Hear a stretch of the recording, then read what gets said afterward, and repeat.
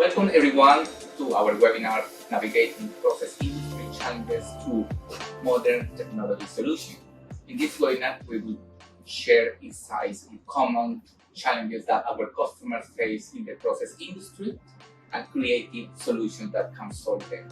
Among the webinar, we will discuss topics related to increased operational efficiency through tested and validated architectures, improved resiliency and visibility into data, and secure and reliable remote operation, as well the challenges. In today's webinar, we have Robert Hicks, Business Manager of Software and Control at Robot Automation. Welcome, Bob. We have Ben Mucha, Technology Consultant at Robot Automation. Welcome. Thank you for joining us. And Mike Fashion, he is the Regional Sales Director at Status Technologies. And my name is Johan Barona. I'm the Product Manager of Automation and Networking at NHP. Welcome, everyone. Thank you. Before starting, we are recording this webinar from Brisbane. This is the Innovation Center from Broadwell, but we want to know more about this Innovation Center. Bob, could you explain me a bit more about what our customers could enjoy here in the Innovation Center? Yeah, certainly. A couple of years ago, we put this centre together primarily so that we could bring our clients in here and show them the technology stack that's available. We tend to use the room in two ways. It's a combined space with both NHP and Rockwell that we're able to use. One is just to demonstrate and highlight our technology stack, and you can see around the room we've got a number of our products and our software available to do those demonstrations. As well as we're very happy and comfortable to invite customers in so that they can set up their own proof of concepts, get a little bit of hands-on, maybe set up a little thin slice of their plant to test a few things out for the local customers. For the local customers. So we're very happy for people to come and use the room, and it's available at any time. Just get a book in. Okay, let's start with one of the main challenges that our customers in the mining industry and the operations have been facing, is operational efficiency. Regarding the mining sectors, companies continue to be challenged with identifying process efficiencies, keeping equipment operating properly. It means that operational efficiency is one of the main focus in the mining industry, and it's good to discuss that to just share with the customers what our experiences and our architecture that will solve those or help them to find these solutions. Bob and Michael, how we can help our customers to find those operational, identifying first of all, and improve those operational efficiencies? Yeah, look, operational efficiency it's a really, really broad topic, and we work with our clients on a whole array of strategies and activities, trying to squeeze out better efficiencies, etc. Anything from digital transformation on their business processes, right down to looking at micro stops and challenges around downtime on assets, like feeders and conveyors and blockages and things. So operational efficiency is pretty broad. If I just zero in on talk around operational efficiencies of the equipment and the assets, that's where a lot of our focus is. A couple of things come to mind. We look at projects like MPC, which is Model Predictive Control. There's technologies around, these are particularly applicable on brownfield sites where we've got existing assets and we have some historical data and running, and so we're able to collect that data.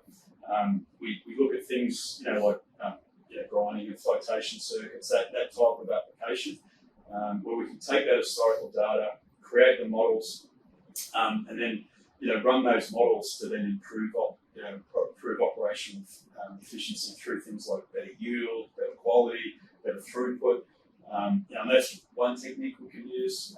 Another, we look at, there's a lot of conversation at the moment around autonomous operations. And a really good, simple, practical example of autonomous operations that we're working on today, again, is where we're collecting information out of the field. So it's important that we've got a secure, open architecture so that we're able to bring all of that informational operational data up Security that is securely is a critical part of that. We can grab that data, we can take it up, we can then run things like the model predictive control algorithms. Another algorithm we do is around predictive analytics. So we can take vibration data, we can take stress loads from conveyors. We can even look at electrical waveforms coming out of the variable speed drives. We leverage the power of the cloud to then create those models. So we run algorithms over that data, create the model, but the key part is that we can then push that model down back to the edge and run it in real time at high speed, either on the edge, in the control system itself, or right down to the actual physical asset. So the variable speed drive can run those AI models. That allows us to do, the machine to self-diagnose and predict its failures, and that's a key part of the autonomous operations moving forward.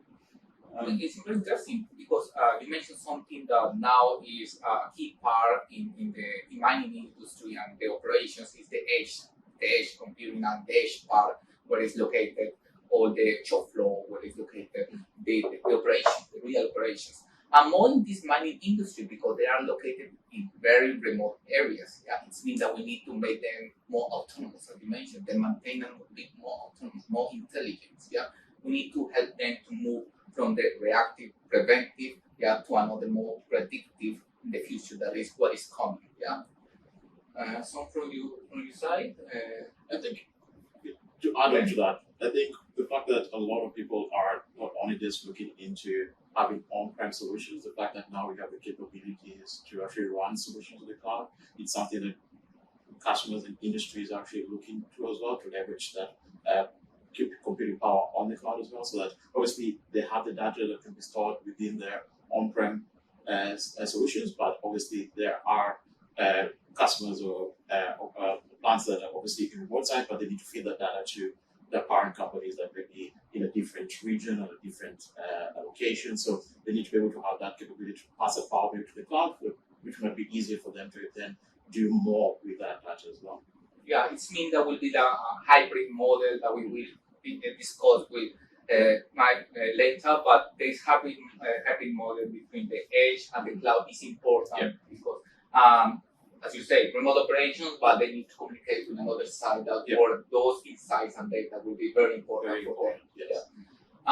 Now, I don't know if to discuss a bit more our solutions in terms of the Black PX as well. Yeah, I think another area that when we talk about operational efficiency, it's often overlooked is when we talk about the operator interface. So I talked about a couple of ways and strategies we can use around model predictive control and those AI models, etc., to do predictive analytics.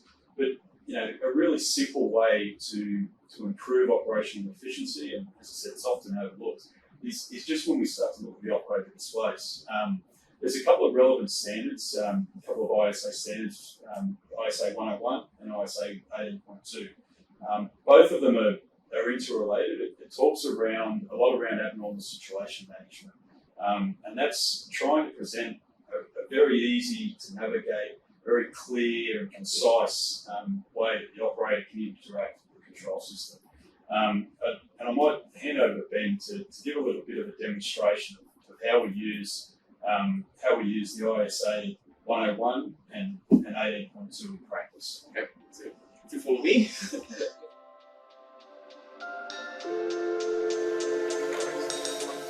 Thanks, Bob. Thanks for letting me show what Rockwell has to offer in regards to the ISA 101 and I think it was 18.2 ISA. So with our Plan PX, we actually come out of the box with quite a number of libraries and objects to get you to make things at least much easier when you're actually setting up and developing your SCADA system in that regards. So what we're showcasing here is our SCADA FTView, basically running the Plan PX system with the libraries in that. From this, you can actually see we use the ISA standards when it comes to the ISA 101, when it comes to more using of more neutral colors. So the more important information is actually what's drawing your eyes to it. So in this regard, you can actually see we have a few alarms popping up on the top right of the screen, actually flashing and trying to grab your attention to it. You can actually see the yellow indications as well coming through, trying to show you that there is something within here that's a bit of an abnormality that you actually need to try and try to get some attention to. So there is quite some good information here, just so that you can actually see that you're actually being drawn to more what you need to focus on. So in this quick overview page we have here, you can actually see there's indication from the alarm banner there. That's part of one of the objects available, from the push buttons as well that we actually have flashing as well. You can actually see some indication in there. And if you actually follow the trail that's actually being pointed to us, basically almost like a breadcrumb or alarm-driven kind of navigation, I can actually try to find where the source of these alarms coming out from. So clicking on this yellow banner that's flashing here for the storage area, we can actually start seeing some more of that ISA 101 kind of neutral colors, nothing, everything more of those light grays or dark grays for more normal operation of the system. Well, you can actually see a bit of a flashing yellow at the bottom of the screen here, trying to show you there's a bit of abnormality that you need to attention with it there as well. The yellow color being showing that's more of a medium risk kind of indication, and the flashing mean that no one actually has put any attention to it yet. So you might be actually a fast person that may be able to acknowledge what's going on in there as well. So by me actually clicking on this object, we actually get more information out of our faceplate, which is part of still the libraries that are included with this kind of motor object in there. It still gives you more information in regards to what that kind of abnormality is here. You still have that flashing yellow indication here with trying to show you that it's a motor fault that needs to drive your attention. Me hovering over it as well, trying to show it as well. This basically shows you that it's kind of acknowledged that it's not, no one has actually put a bit of attention to it. In the bit of the tabs here on the left, you can actually see that yellow kind of trying to draw your attention to actually look more, try to find more information there. Clicking on this alarm button actually shows me more of what actually is happening wrong here. With this motor object, you can actually, there could be quite a number of faults that could have been brought up, but in this case, it's actually just highlighting to this motor fault. Following that breadcrumb as well, you still get more information in regards to that. So it's actually giving me the faceplate for E300 associated with that as well, and still that's giving me that information that it's in alarm, it's unacknowledged, but I can actually then start actually trying to address that issue as well. So depending as well also on my credentials or my access, I can then can try to see what I can do with that as well. If I don't have the right access, I won't be able to change much within the space. I cannot acknowledge the alarm or to make that alarm disappear yet. I need to have the right access to be able to do an action, anything when it comes to the SCADA, so that someone that doesn't have the right authorization doesn't change things doesn't change things on the scheme of things, and make sure that it's not addressed. So you need the right people to be able to address that situation and be able to fix it. In this regards, I can acknowledge the fault, basically saying that I have seen that fault is, I've acknowledged what that fault is. It's actually, the indication actually changes to in alarm, but it's acknowledged. The flashing is less there because I've put some attention to it. Yep, I've acknowledged it, and then from there I can actually then try to figure out what's going on with that as well. If I've solved the issue out in the field and I want to make sure that the operation can go back to normal, I can actually reset and acknowledge all the faults associated with it as well. But I've already addressed this in the field, so I try and actually figure out what's going on with it. Maybe it actually the strip itself, might have been a short circuit or something in that regard. But once I've addressed that, then I can come back and reset that, and it's been addressed, the error doesn't appear anymore and actually comes back to like a normal operation system. So even my alarm banner, basically no alarm waiting for me. My objects come back to that normal dark and light gray color, trying to show that it's in a normal state. So there's nothing really drawing my attention in that regards. Full visibility. Yeah, full visibility. Pretty much all these objects actually are pre-built from Rockwell and tested and trialed. So if when you actually get them from us, you actually know that they're going to work every time. And if there's any issues, then Rockwell will actually support you to actually get them. And when Rockwell actually does updates to them as well, you actually get access to those updated libraries as well. So if another release comes out with more functionality, you actually get access to that as well to then build onto your solution, so that you're always making sure that you're not only getting the latest technology within Rockwell, but also adhering to those standards that we're working with as well. Very insightful about how the operator can have that full visibility about the alarms and all the process. Now let's go, Michael, from Stratus. How we can support these process operations in terms of operational efficiency from Stratus? Thanks, Johan, and firstly, thank you for inviting me along today. It's great to be up in Brisbane as we head into winter in Melbourne, so really appreciate being here in the Innovation Centre. So from our perspective, those who don't know Stratus, essentially we design and build resilient platforms that are designed to minimise the IT skill set needed, such that they're designed for OT people to deploy, to service and to manage out in the field. And so those OT people can focus on the business operations, such as crushing and material extraction and mining, etc. So really enabling them to focus on the business side. Secondly, from a more sort of measurable viewpoint, a lot of companies will measure their overall equipment effectiveness, which is a mathematical measure they take. And that's made up of quality, availability, and performance. So if you're running at 100%, it means you are using only good parts, you are running as fast as possible, and you have no stop time.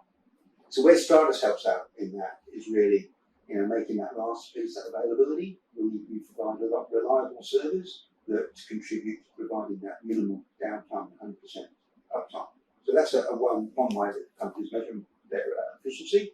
As Bob mentioned, as we move to more predictive, we can model up in the cloud, but with a hybrid approach where we have the edge, so that you can make real-time decisions. And so with real-time decisions, you need to make sure that the person in the mine is acting on the latest data, and so those reliable systems make sure that data is available at the client, and make sure it operates efficiently.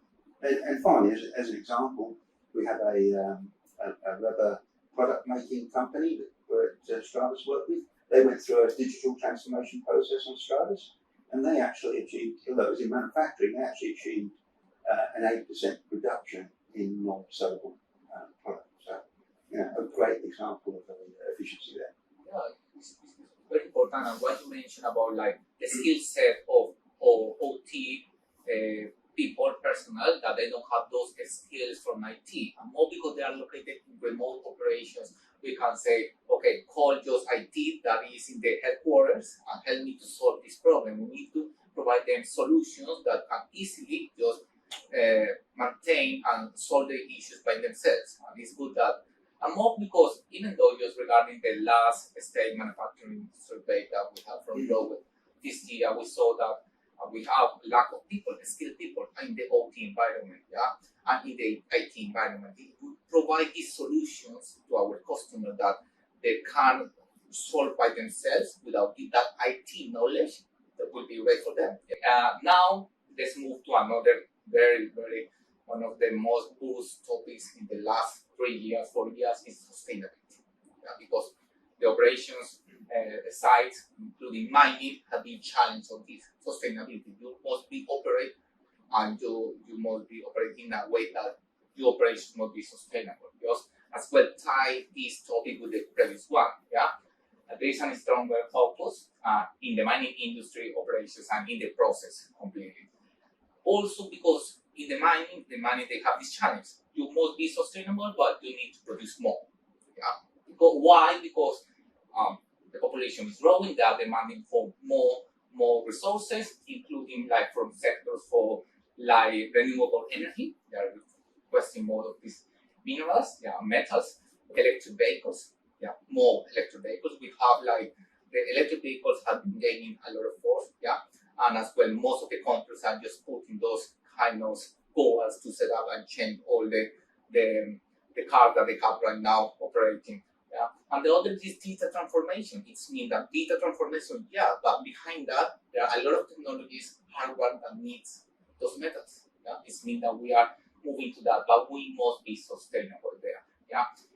But what happened in the industry, in the mining industry, and in any other industry? We need to move from, okay, what is your status P? What are your consumption in terms of energy, waste, and water? What is point A? If you want to reach those sustainability goals, okay, then are you located, have the same starting, a good visibility about the starting point, just to reach those goals. It means that data is very important to reach those sustainability goals. As well, how to acquire that data is important because we have in mining sector remote operations. How we are going to just reach that data, yeah? But considering those challenges, what solutions fit those key points about energy consumption, water consumption, and waste that is important in the mining industry? Yeah, it's interesting, and interesting that you linked it back to operational efficiency as well. Look, they're tied together. If you can improve efficiency, by default, you're also going to improve your sustainability profile. So a more efficient operation will use less water per tonne of product coming out the door, less energy per tonne out the door. So as we improve efficiency, we also have an impact on sustainability, on those inputs, on the energy, on the water, on the steam, and other areas that we're looking at. So yeah, that's the first point. I think is, people often look at sustainability as a standalone strategy or standalone project, but we can link it back to that operational efficiency and join those two activities together, and both of them will get some synergies. The second thing you talked around is about that data, and we touched on it earlier, that having that capability to have a secure and open control system that's able to collect that information from all of those remote assets, bring them up through a central secure pipe, and then be able to do that analytics. That's got to be step one. So the first stage of any sustainability project from our perspective is ensuring that the edge is available and secure, that the networks are available so that we can access that important information. The second thing, obviously, then is how do we display that information to give the right person the insights that are required. Look, it's a very broad topic around people, processes, and technology. At Rockwell, we focus a lot on the technology. So how do we collect that information securely? How do we display it?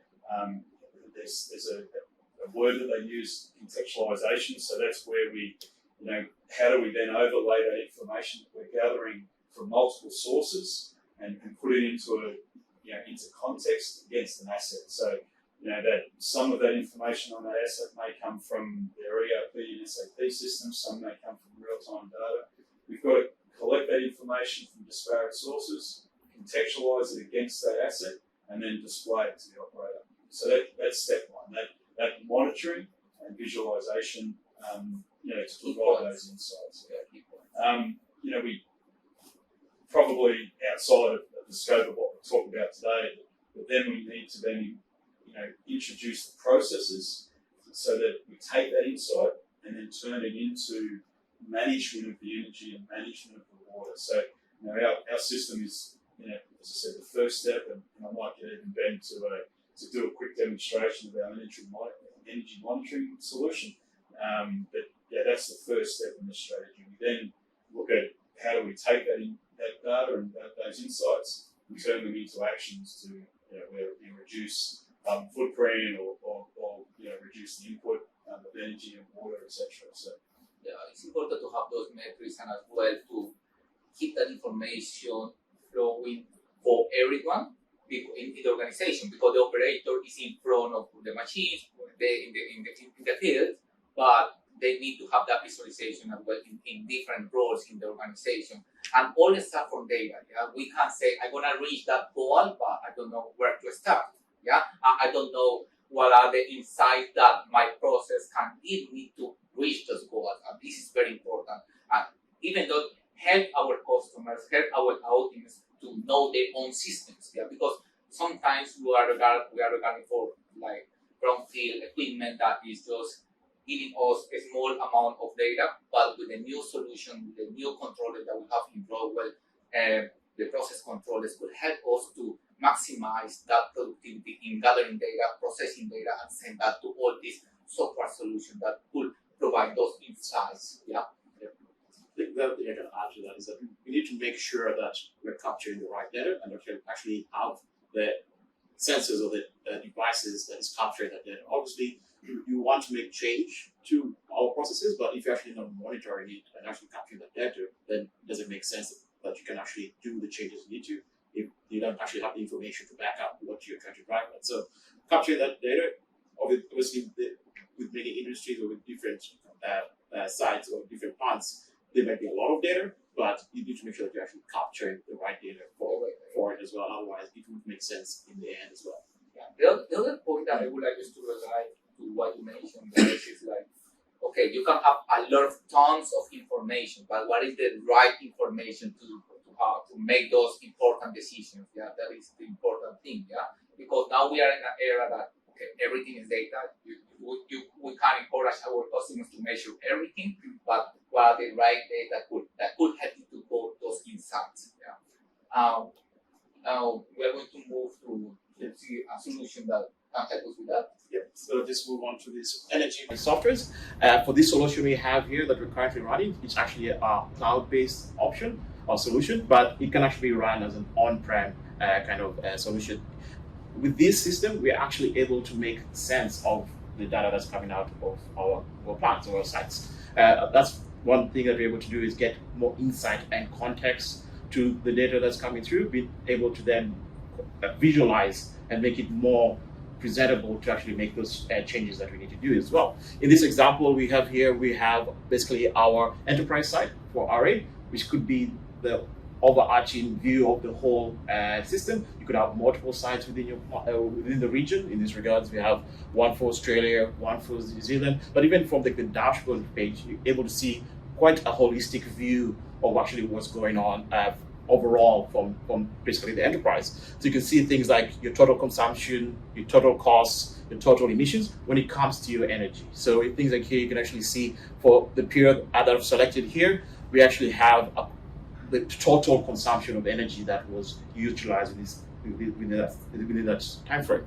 This data is not data that's just coming out of nowhere. This is data that's actually coming out of the devices and equipment that we actually have on the plant floor. So this is being fed up to these systems where you're actually able to see what's actually going through your site. So, but this is more of a holistic view showing like your total consumption, your costs, but actually for your energy within that time frame. You can actually compare it with what your previous period was as well. So in this, my big blue line here basically shows how it was on my current period, but then when it comes to your past period, you can actually compare to see that within these two different periods that I have, I actually consume more energy in that time frame, which can give you a good idea of actually what's going on. Did I actually produce more during that time frame that I actually had more consumption, or is there actually something a bit more different within this production cycle as compared to the rest as well, including your costs as well? Obviously, the fact that I've produced and I've used more consumption, then obviously my energy cost will also go up as well, which as compared with my previous period will also be different. But then also with that, you can also make a informed decision if it was the inverse, where this period is actually greater or is less than the previous period, even though I had a larger consumption this time, then you can make a better informed decision as well. And also again, emissions is another thing that we need, that most industries try to keep an eye on as well, because that's something that they've been looked at when it comes to like the government agencies, trying to see how you can minimize your emissions and as well. So that's another thing that a lot of industries are looking into as well. From here as well, we can actually see things and actually start comparing our sites as well. So you can see our site A, site B here kind of thing, try to show what's basically the total energy consumption between the two different sites. You can see site A actually had a bit of a less consumption as compared to site C.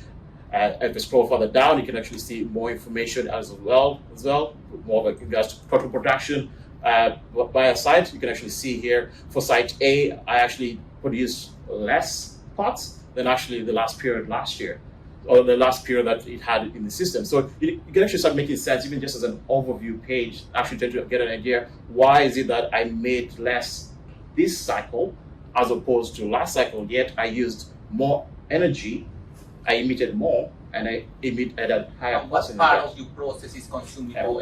So you can actually that you can't just split that in just find the right spot and just to deliver some solutions. Solutions. Okay, this is the Yeah. part of my process that need to identify what are the consumptions. What's the consumptions? High, and you just Mhm. pushing those consumptions. So to push into those consumptions, you can actually start getting better ideas from higher levels to actually try trickling down this information to you, people on the floor, saying that, can we try and get an idea of what's going on in here? Is it that we're actually having our equipment that is running when we're actually not during production time?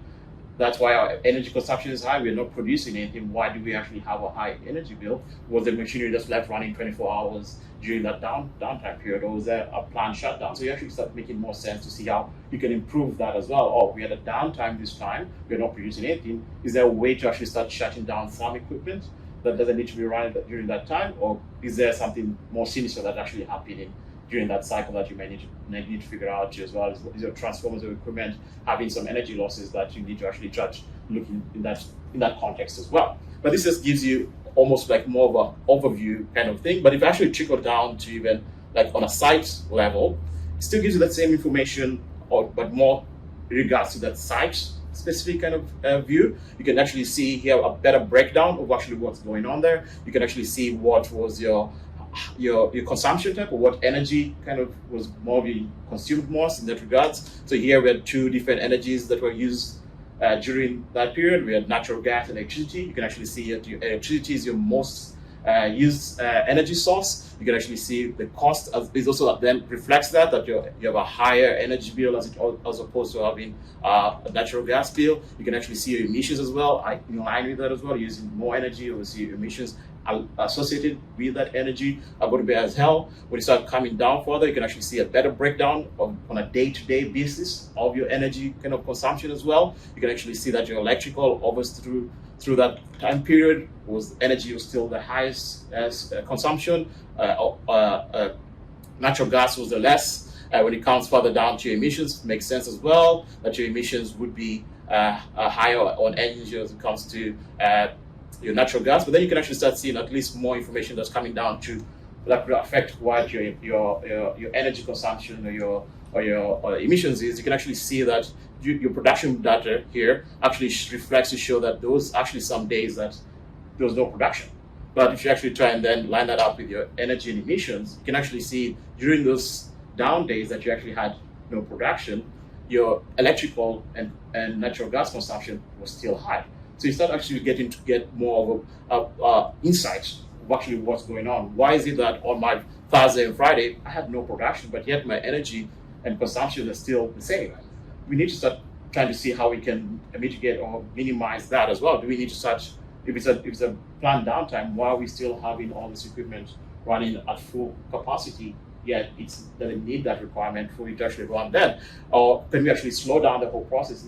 If we're using like conveyors, can we shut them down for that period of time that we're actually not continuously running them during that time period? And it starts making an understanding of how you can actually start reducing and basically your carbon footprint, or even trying to make better and more informed decisions on your energy utilization. This is information that if you did have a visualization tool that actually gave you this context and insight, you'll be able to make this very good, make a lot of sense of actually what's going on. Obviously, the data is there, but if you're just getting large quantities of numbers of data where you're not sure what's going on, then you're not able to make those well-informed decisions and get your better idea of that as well. So you actually start how we can maximize the performance of those assets that are in the field. Yeah, what solutions could be implemented to drive sustainability practices from the side of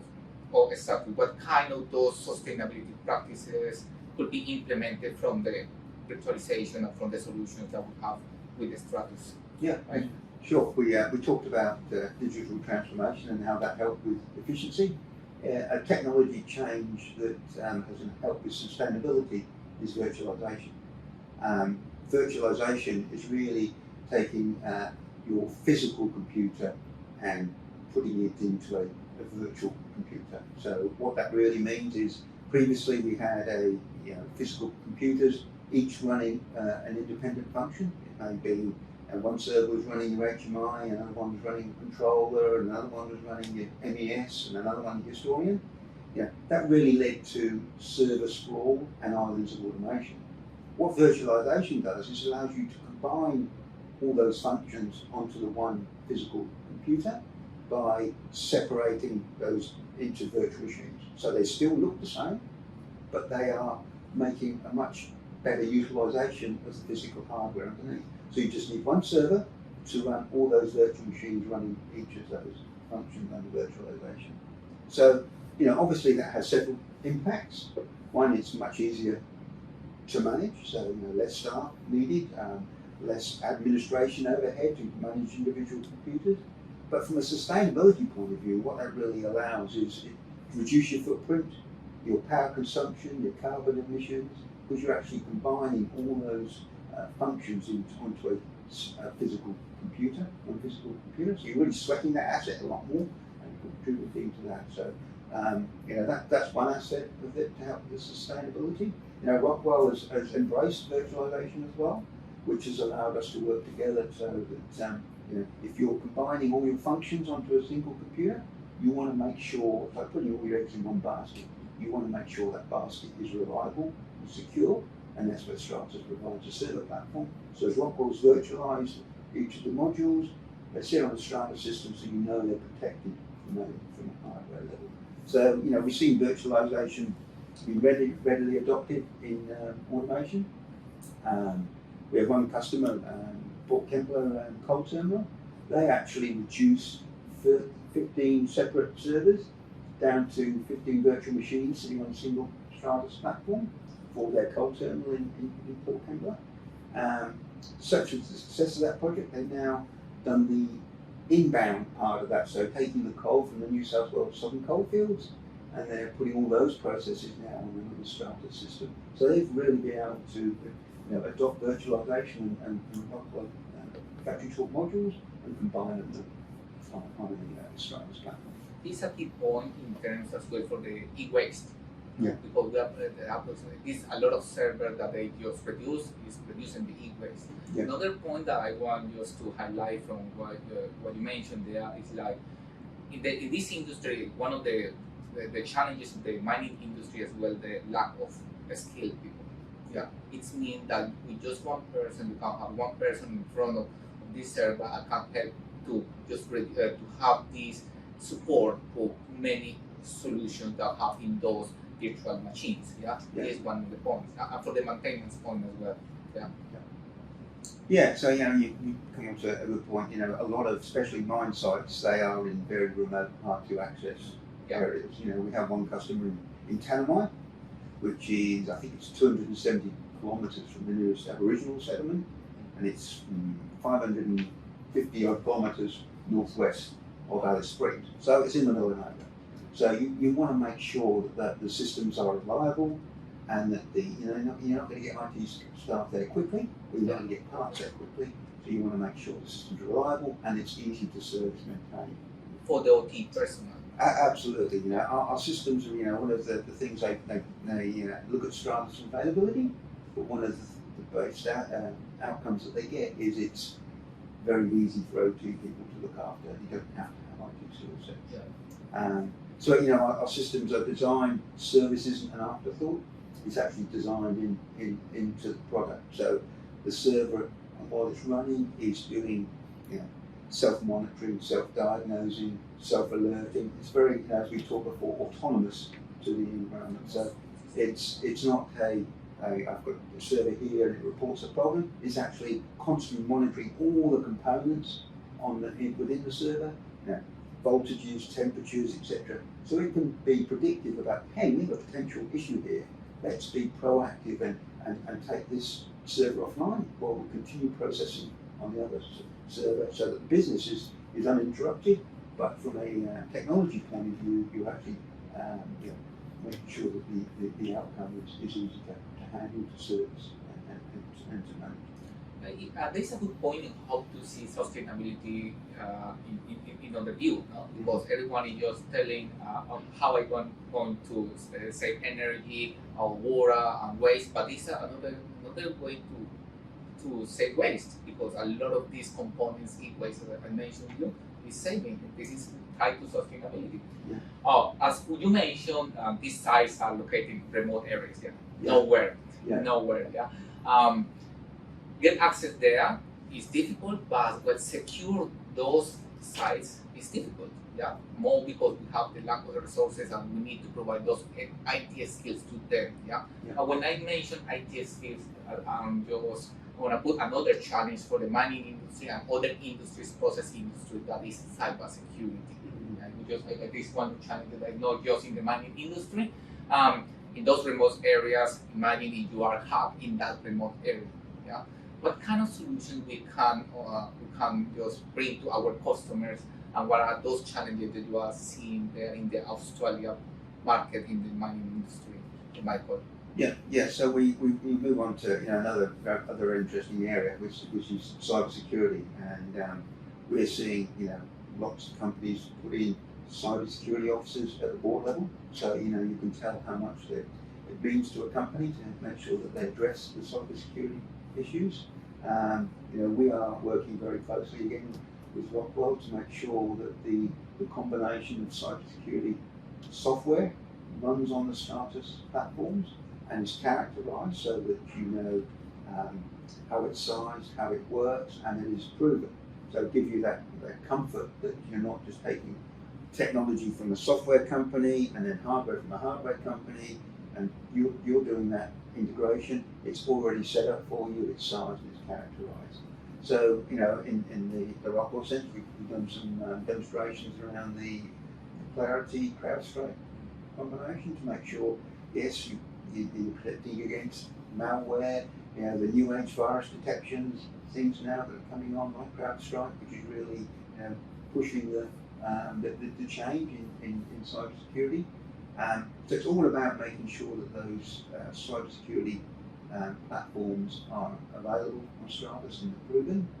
And then from a platform level, we actually do more. So when you're talking about the edge, you want to make sure that people don't walk up to the servers, stick in a USB stick, and introduce problems. Yeah. So you can, something like CrowdStrike would pick that up anyway, but we can also, from a Stratus perspective, we can lock off those ports so that people can't use the USB ports. So you get comfort when they're out in the field that they're only accessing the physical assets that they're supposed to access. So, cybersecurity is a very broad topic. Yeah. It's as much about people as it is about technology, and so you need to address those kinds of things to make sure you're covered from a cybersecurity. You work with lots of vendors. We had one company they actually used Palo Alto networks, and they were able to do that on a Strata system and make sure that their systems were secure. And again, it was all characterized. Okay, let's see. You have The other point that you mentioned is like the continuity of the business of these remote operations, because we have these problems with power, could be power in these remote operations, and could be as well the cybersecurity. How Stratus could help us to have these like mirror systems that could help the OT solutions or the OT managers if something happened, something of the servers broke out or no power. What are the kind of solutions that we could offer to our customers in those remote areas? Yeah, I mean that's a great point. And I've talked the talk, and now it's time to walk the walk, I guess.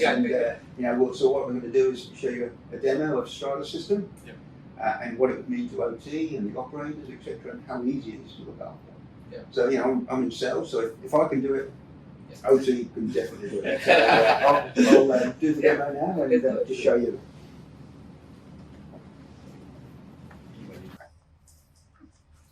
Okay, so what have we got here today? So essentially what we're going to show you today is one of the Stratus platforms. This one's called the ZTC Edge, and that consists of two servers or two nodes that are coupled together by this yellow and blue cable, which is called our availability link. Now, you may say that's nothing special. A lot of ways companies address availability with servers is to put in clusters. So that's two servers. So if one server fails, your applications will move over to the other server and they will continue to process and will restart.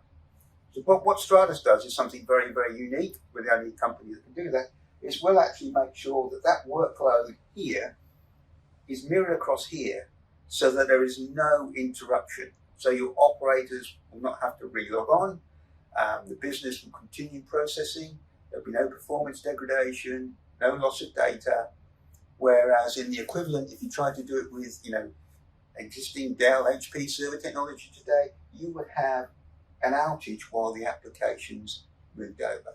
In a lot of instances where alarms, someone's pressed the stop button, and you want to act on that immediately, you can't afford that outage. And that's where Stratus comes in. So what I've got here today to simulate that is I've actually got a video application, and I chose just a video. Both top and bottom screens here are showing the same video.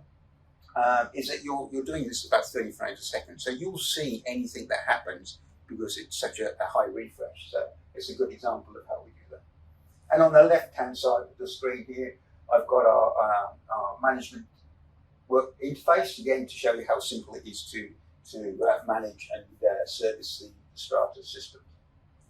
So here we've got node 0, which is this guy, and node 1, which is the other node here on the right, and we've got a green tick, so we're all healthy. On the right hand side, that top window is what we call a fault tolerant application, so that when we simulate, we actually do some catastrophic failures, that continues running. The bottom window is an example of what you would do on a non-Stratus technology. The operators would have, when catastrophic failure, would have to re-log on, they'd have to wait for a server replacement, and the application restart. So we'll show the two differences in the technology. So as mentioned, but the two nodes here, the first thing I'm actually going to do here is I've got these are the availability links which couple the two systems together. The black cable here and here are actually into this switch. They are your business link. So if I look on my interface here, from the point of view, I've got two nodes. Business link is P1, they're both connected, and then the availability link is A1 and A2. Again, color coded, very simple to put together. I've actually got a video on the Stratus YouTube site. It takes a lad of an 8-year-old about 25 minutes to put this system together. Very, very simple. Okay, so let's just pull a network cable now. So I'm actually going to pull a network cable, which is my business link. I've pulled that out. So what I'm really simulating here is I've lost half my network. Now I've pulled the network up. So what we're doing here, you'll see that now shows me I am now in a simplex link, and it's highlighted red, and I've lost my node 1 business link. And if I look at my virtual machines, they're obviously still working, both these virtual machines.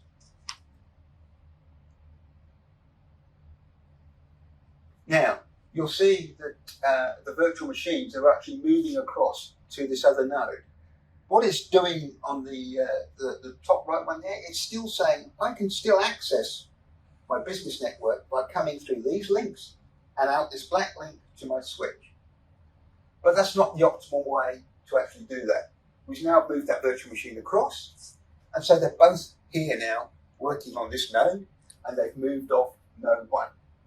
So you'll see here that this one, I've lost my network link. It says that's not an efficient way to work. I'm going to move them across to this other node. There was no interruption to either the fault tolerant application or the high availability application. So network, this allows you to do network maintenance on half your network and say, I've done my maintenance, I will put that back in now. The virtual machines are actually pinned to node 1. The reason I'm doing that is to show you when we do a catastrophic failure. So what these two virtual machines will do, which is highlighted by the arrows, is once it realizes this business link is back in, it will say, okay, that's where my home node is. I'm going to move these back into the other node. So I just go back to that network. Okay, it's already actually updated the network side. It says, yeah, I recognize your link's back. We're in a good site.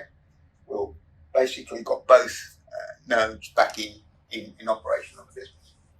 So what we'll see now, you'll see here that there's a green circle moving here. the virtual machines are actually moving back across. So they're now back onto their home node. So that simulates a network failure or network maintenance. Okay, that's a simple exercise with just one example of the drivers here. If I look at some of the other options I just mentioned as well, with the starters you can do things like IP table security. I mentioned about locking down USB ports. We can lock down USB ports that you can't use USB ports or CDs, etc. No external devices. I can have different alerting mechanisms. Email alert, I can do an SMP. We've got a really nice integration to the Rockwell HMI, such that the faceplates will come through the OPC and be presented on your HMI. So a lovely integration with that, which is all the ethnographic again. So let me just go back to my virtual machines now. I'm back, I'm up and running. Dashboard. Yep, it just said it also sent me an alert to say, hey, when you did that, we actually saw a degradation in performance, and we saw the that business link being a degraded performance. Okay, so I can now go through, and that will come. Actually, let's look at the physical machines as well. So with the ZTC Edge, ZTC Edge it's called. ZTC stands for Zero Touch. Again, it's very much designed for hands-off operation. So this could be remote. These two nodes can actually be separated. So you might have one at one side of the mine site and another one at the other side. So you can actually separate them physically across the mine site. It means that both of them must be in the remote operations. It means headquarters, and the other is in the site of the mining site that is far away from the main. What it normally is, you might have one in a cabin within the mine site, and the other one within the control room.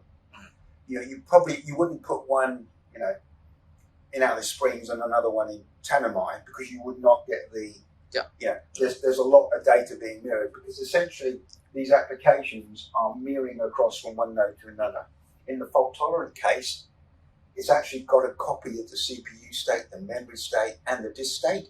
It's mirrored across on this other side. So every single interrupt means it's going to go across from one node to the other. So you need to make sure that the latency is under a couple of milliseconds between the two nodes. But providing you meet that specification, these nodes can be separated. So it might be a fiber optic link rather than here we've just got a copper link. And a good thing as well, because of its form factor, or the size, you actually don't need to have a server rack or cabinet in there. You can actually put it mounted within a panel, so you actually don't need to be in a control room kind of thing. So a panel next to our operator as well needed. Exactly right. We've got a mining site in West Australia Kaolin, which they are, there's no control room there, if you like. They've actually mounted these in a pretty harsh environment. There's no moving parts. So these can operate in temperatures of 60 degrees centigrade. So some pretty harsh environments. We do rack mount servers as well, but these are the sort of wall mounting, rail mount versions of this. So, essentially, these are very robust systems. Then we go back, and let's do a catastrophic failure now. Okay. So what I'm actually going to do now is show you what is a catastrophic failure. So what I want to make sure is you focus on these two windows here, because this is what you'll see in your business environment. The top system, both virtual machines are operating on this right-hand node. I'll go back to here. They're both here, they're pinned to this node. So what will happen with the top one is it will realise I'm actually going to do a catastrophic, I'm going to lose a server. I'm actually going to pull a server out, catastrophic failure. You'll see that this one momentarily freezes while it works out that this guy has got to be the master. It doesn't lose any data. There's no loss of, there's no frames lost. It will be a very smooth transition. I don't need to do anything. This one we will lose, and I'll have to do an operator login. So your operator out in the field or your HMI or whatever will have to go in and restart that application. Okay, and restart that now. So let's do that. So this is the power supply to this node. So to illustrate a catastrophic failure, I'm actually going to pull the power on this node. So I take the power. I've pulled the power out now. I've actually now lost node. So so one very, very minimal. It's worked out. Hey, I've lost. I was running on this node and I've lost my HMI or my interface, but there's no interrupt. I'm running here, so there's no loss of data, no performance degradation. Your operator wouldn't even know something happened. This guy, I've lost connection. So what I would have to do on this guy now is log back in, and the operator would have to say, okay, what was my password? I need to log back in and reconnect again. Call IT department to help me to reconnect. What's happened? Yes, happened. Yeah. So here I've lost, I lose that desktop connection, and I need to restart. So if you think of this out in the field, in a panic situation, in a critical system, what was my password? Who's got it? Who's on at the time? All those sorts of things. Yep. We take all that IT stuff away. So I just go back into my desktop.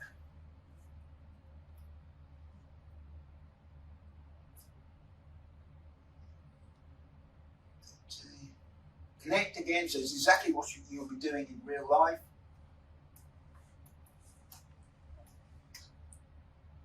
Okay, I'll start the application and then it will do an application restart.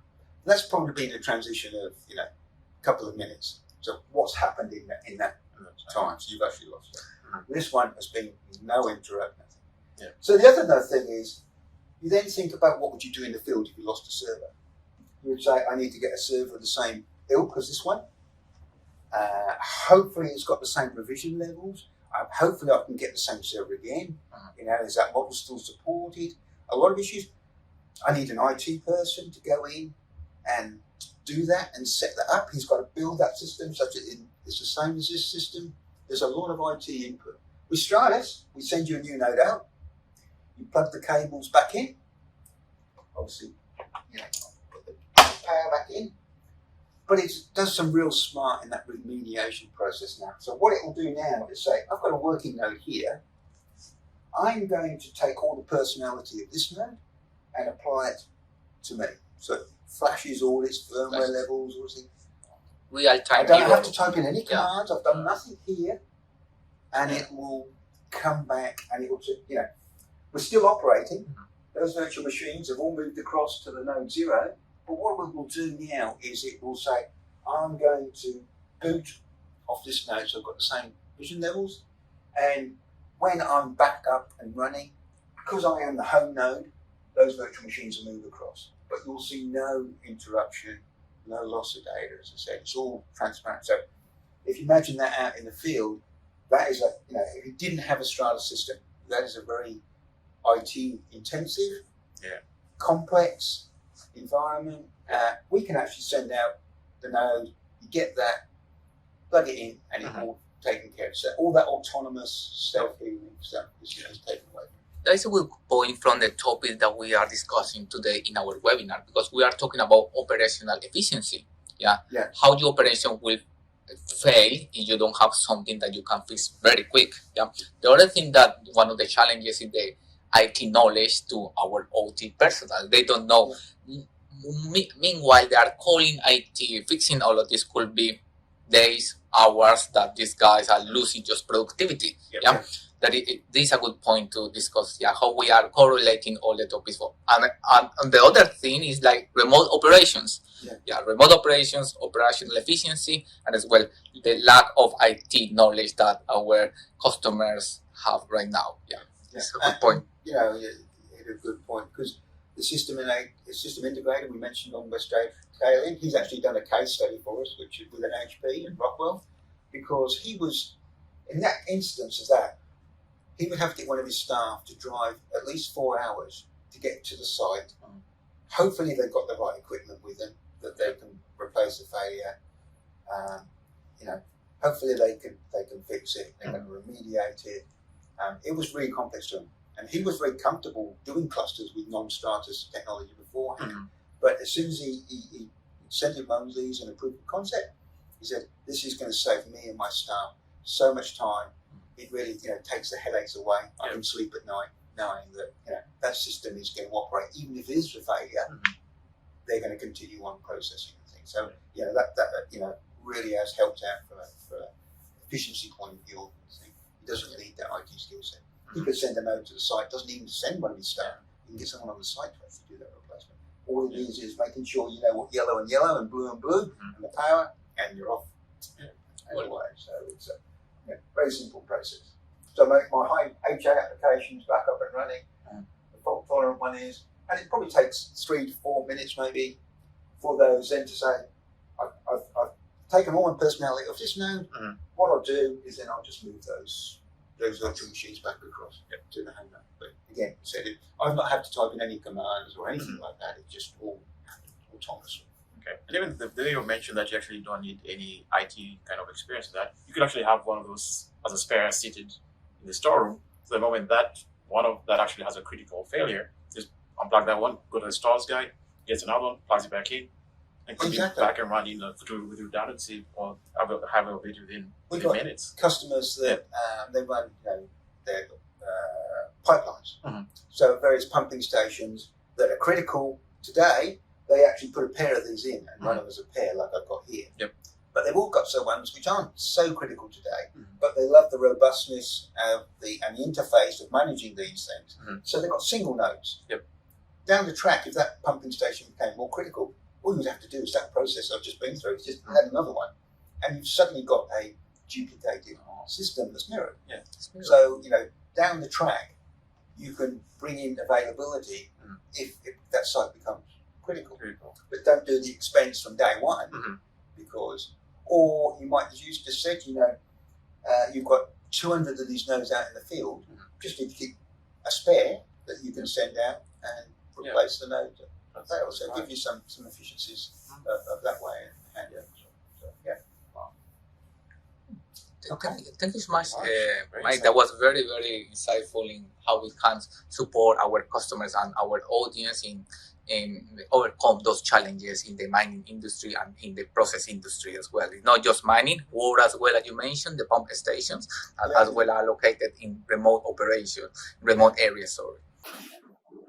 Thank you so much, Michael, for that demo. Very interesting in how we can support this remote operation as well, involve all the operation efficiency and sustainability as well, and supporting those our customers in the OT spectrum with the IT skills, and that they don't need those IT skills in those remote areas. Now moving as well regarding the cybersecurity topic, because this is very important among in mining sector for those remote areas. But we have been talking, other topics like operational efficiency is one of them. The other is sustainability. But how we could just achieve sustainability, operational efficiency, if we don't have like the basis on secure network, secure systems in place. That is the basis. We need to support our customers. Michael, what is your view in terms of ensuring the potentially remote edge of mining operations are protected from cybersecurity threats, especially as they might not be good in IT knowledge? And what are your thoughts on the cloud role with the centrally managed IT? Yeah, no, you're absolutely right, Johan. We it's very rare that I don't go into a meeting now where cybersecurity isn't brought up, and what is our strategy towards that. And you see from the government level with the SOCI Act, and companies have got to put in place their critical infrastructure risk management programs. That's a requirement now. So we're seeing a lot of emphasis to that. Companies are putting chief security officers at board levels because they know what a risk it is to them and the liability they carry. We've seen some high-profile cases. But when you look at cybersecurity, it's a massive area that impacts, right from the data center down to the edge. And generally, it's been an area which has been managed by IT and centrally managed. So we've got to work with the Rockwells and NHPs on how do we then apply that down from central down to making sure those processes and principles are in place down at the edge. So, one of those areas that we work with Rockwell on is to make sure that the software practices they put in place around cybersecurity are characterized on our platforms. so that the customers are confident that the stack is proven and will work. And they're doing that, as we talked about virtualization. So they're virtualizing those platforms and putting them on our platform so that they report. So at the edge, you've got an agent there, your cybersecurity, that is reporting on any malware or any virus detections with CrowdStrike, which is like a new age virus detection, Clarity to make sure, from controller level, etc., that any threats and issues are not only reported at the edge, but then also reported back to your security center in your central managed IT. So it really fits into that centrally managed IT, hybrid down to the edge. How do I deploy cybersecurity? And that's making sure that those solutions are available on platforms. And again, it's got to be available. You cannot have a threat being undetected or unreported. So it's got to be available in that system. So that's why we're working with the cybersecurity software vendors to make sure that applications are virtualized on our platform. It's good that you are now just implying with the Sophia Act, because that was in 2018, but Sophia is mentioning for this critical infrastructure today.